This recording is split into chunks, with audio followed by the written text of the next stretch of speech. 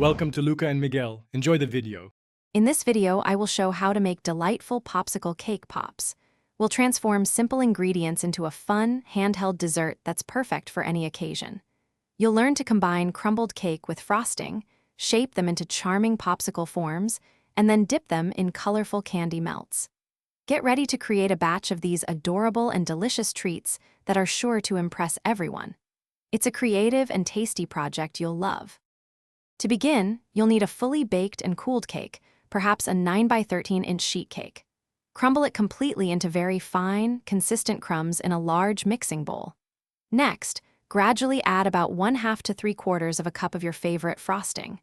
Mix this thoroughly with your hands until the mixture is moist and pliable, easily forming a ball when squeezed. This creates the perfect dough-like consistency for your cake pops. Now it's time to shape your cake pops. Take approximately 1½ tablespoons of the cake mixture for each pop. Roll this into an oval or rectangular shape, mimicking a small popsicle.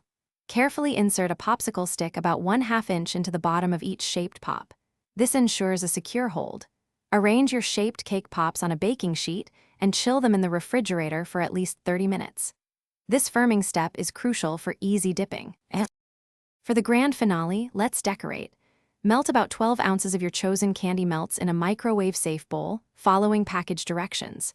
Dip each thoroughly chilled cake pop into the melted coating, ensuring it's fully covered. Gently tap off any excess coating, letting it drip back into the bowl for a smooth finish. Before the coating sets, quickly add sprinkles, edible glitter, or other decorations. Place them upright to dry completely, and then enjoy your beautiful, homemade popsicle cake pops. Thanks for watching and please subscribe. It's the best investment you'll ever make.